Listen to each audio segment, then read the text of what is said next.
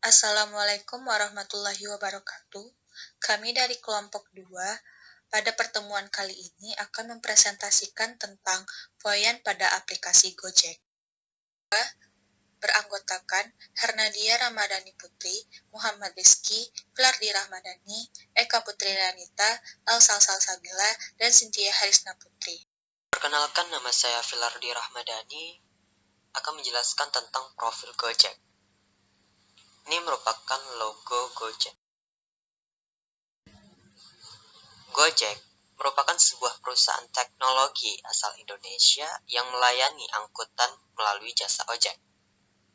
Perusahaan ini didirikan pada tahun 2010 di Jakarta oleh Nadiem Makarim. Dilatar belakangi karena pengalaman kesehariannya yang menembus kemacetan ibu kota dengan menggunakan jasa transportasi ojek. Ini salah satu ide yang bagus di tengah kepadatan kendaraan di kota-kota besar seperti ibu kota. Nadiem melihat bahwasannya sebagian besar waktu yang dihabiskan oleh pengemudi ojek hanyalah sekedar mangkal menunggu penumpang. Padahal pengemudi ojek bisa mendapatkan penghasilan yang banyak jika terus mencari penumpang. Sehingga dia memiliki ide untuk menciptakan ojek yang siap dibutuhkan setiap saat. Itulah menjadi asal-usul Gojek berdiri pada tahun 2010. Tahun 2010 layanan pertama Gojek yaitu melakukan pemesanan ojek melalui call center. Pada tahun 2015, Gojek berkembang pesat setelah meluncurkan aplikasi dengan 3 layanan, yaitu GoRide, GoSend, dan GoMart. Sejak saat itu Gojek semakin cepat dan terus beranjak tumbuh hingga menjadi grup teknologi terkemuka yang melayani jutaan pengguna di Asia Tenggara. Saya Cynthia Harisna Putri akan menjelaskan beberapa dari fitur Gojek. Yang pertama ada GoRide, yaitu sebuah layanan transportasi menggunakan sepeda motor atau Gojek. Driver Gojek akan siap menjemput penumpang dimanapun penumpang berada, serta akan mengantarkan penumpang sampai ke tempat tujuan. Yang kemudian ada Gokar, yang merupakan sebuah layanan transportasi mobil yang akan menjemput dan mengantar penumpang sesuai dengan lokasi yang sudah ditentukan, dengan maksimal penumpang bisa sampai 6 orang. Kemudian ada GoFood yang merupakan fitur layanan pesan makanan ke resto yang sudah bekerja sama dengan Gojek. Driver akan membelikan makanan untuk konsumen dan mengantarkan sampai ke depan rumah konsumen. Selanjutnya ada GoShop, sama halnya dengan GoFood, namun GoShop lebih kepada layanan untuk membelikan barang atau makanan ke resto yang belum terdaftar dan bekerja sama dengan Gojek. Selanjutnya GoBox, yaitu konsumen dapat menyewa mobil, box, atau truk khusus dengan fitur ini. Kemudian ada GoBills, yaitu pengguna dapat membayar tagihan listrik, BPJS maupun PDAM langsung dengan menggunakan aplikasi Gojek. Kemudian ada GoPulsa, yaitu aplikasi Gojek juga bisa mengisikan pulsa bagi penggunanya. Kemudian ada GoDeal, tidak hanya dalam layanan pesan antar, aplikasi Gojek juga memberikan promo dan voucher menarik bagi pengguna dengan harga yang cukup murah. Kemudian ada GoTix, fitur ini akan memberikan informasi mengenai cara yang akan digelar dalam mendekati waktu di kota pengguna. GoTix juga menyediakan fasilitas untuk membeli tiket secara online serta tiket bioskop dan dapat mengantarkan langsung ke tempat pengguna. Kemudian ada GoPay, yaitu uang elektronik yang bisa dipakai pengguna untuk melakukan transaksi dan pembayaran keuangan melalui aplikasi Gojek. Dan kemudian ada GoMed yang bekerja sama dengan Halodoc yang merupakan layanan untuk pelanggan yang ingin membeli obat, vitamin, dan kebutuhan kesehatan lainnya di apotek berlisensi yang sudah tersedia di layanan GoMed. Pada layanan GoMed ini, driver akan membelikan dan mengantarkan obat atau kebutuhan kesehatan lainnya kepada pelanggan sesuai dengan pemesanan pelanggan di aplikasi. Dan fitur-fitur lainnya seperti GoGame, GoNews, GoInvestasi, GoFitness, GoShare, dan GoGive. Selanjutnya yaitu ada keuntungan dan kelemahan dari Gojek. Keuntungan yang pertama yaitu aman, karena setiap driver dan konsumen Gojek harus melakukan registrasi terlebih dahulu. Kedua yaitu transparan, karena Gojek menggunakan argometer dan bisa mencetak slip ketiga yaitu efektif serta efisien bagi konsumen maupun driver. Dari sisi perusahaan, tidak perlu mengeluarkan biaya lebih untuk membayar pajak. Keuntungan yang lainnya yaitu menciptakan lapangan pekerjaan dengan penghasilan yang menggiurkan untuk mereka yang memiliki motor.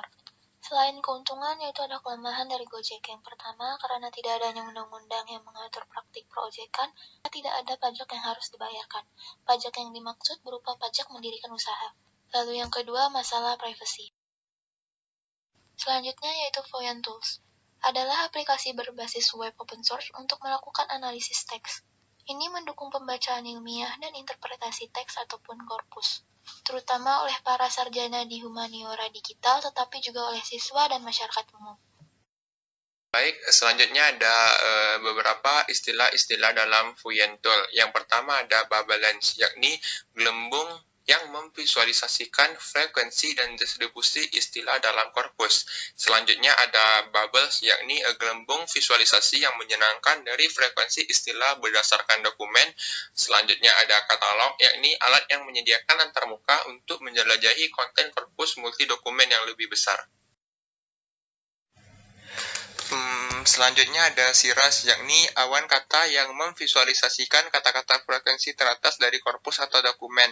Lalu ada korpus Colcat, yaitu tampilan tabel istilah mana yang lebih sering muncul di dekat kata kunci di seluruh korpus. Lalu ada Colcat Graph, yaitu mewakili kata kunci dan istilah yang terjadi dalam jarak dekat sebagai grafik jaringan yang diarahkan oleh gaya. Selanjutnya ada Scatterplot, yakni visualisasi grafik tentang bagaimana kata-kata mengelompokkan dalam kesamaan dokumen korpus, analisis korespondensi atau analisis komponen utama. Selanjutnya ada Trends, yakni Trends memperlihatkan grafik garis yang menggambarkan distribusi kemunculan kata di seluruh korpus atau dokumen. Lalu ada Reader, yakni alat membaca yang menyediakan cara membaca dokumen di korpus, teks diambil sesuai dengan kebutuhan. Selanjutnya ada ketentuan korpus, yakni tampilan tabel frekuensi istilah di seluruh korpus. Lalu ada konteks, alat konteks atau kata kunci dalam konteks yang menunjukkan setiap kemunculan kata kunci dengan sedikit teks di sekitarnya. Selanjutnya ada dokumen, yakni dokumen yang memperlihatkan tabel dokumen di korpus dan menyertakan fungsionalitas untuk memodifikasi korpus. Selanjutnya ada Summary, yakni ringkasan yang memberikan gambaran umum sederhana dan tekstual dari korpus saat ini. Lalu ada Keynotes, yakni visualisasi kreatif yang mewakili istilah dalam satu dokumen sebagai serangkaian garis bengkok. Dan terakhir ada Correlation, yakni alat korelasi yang memungkinkan eksplorasi sejauh mana frekuensi istilah bervariasi dalam sinkronisasi. Istilah yang frekuensinya naik dan turun secara bersama atau berbanding terbalik. Penerapan Voyant pada aplikasi Gojek terhadap 250 responden bintang 1. Pertama adalah kumpulkan data dengan metode scraping menggunakan Google Colabs. Di Google, kita menggunakan aplikasi Google Play untuk men-scrap data review bintang 1 pada aplikasi Gojek. Yang kedua, bersihkan data dengan cara membuang kata-kata yang tidak memiliki arti. Gunakan Google Spreadsheet dengan memakai fitur Find and Replace untuk membuang kata yang tidak diinginkan.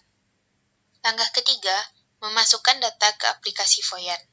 Dan yang terakhir, hasil dari Voyant dapat kita lihat pada slide 17, 18, dan 19. Ini setelah menggunakan Voyant dengan Cirrus, kemudian dengan Term, dan dengan Link.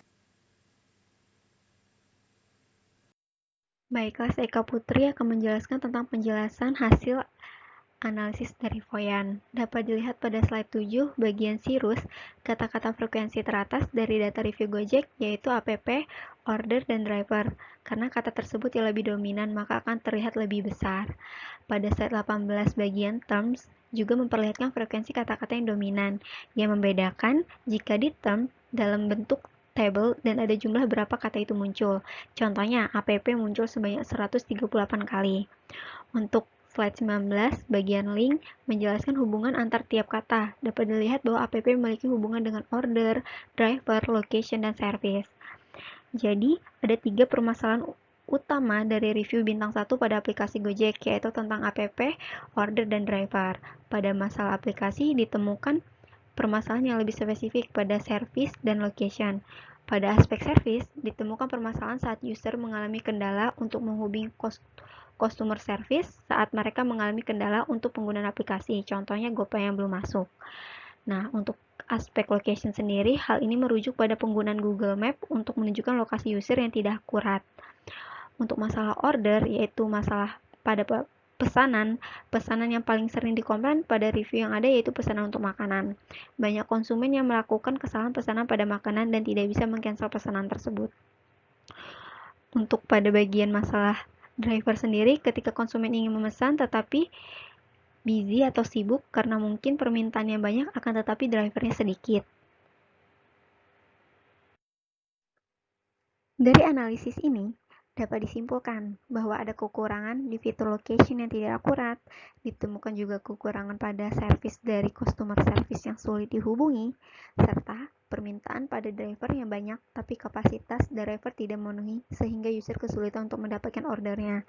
Saran saya, jadi tim developer harus meningkatkan keakuratan fitur lokasi itu sendiri. Lalu tim pelayanan harus meningkatkan kualitas dan memperjelas prosedur komplainnya. Untuk Gojek sendiri, untuk menambah mitra drivernya agar kapasitasnya bertambah. Sekian presentasi dari kelompok kami. Jika ada salah kata, kami mohon maaf. Kami akhiri. Wassalamualaikum warahmatullahi wabarakatuh. Terima kasih.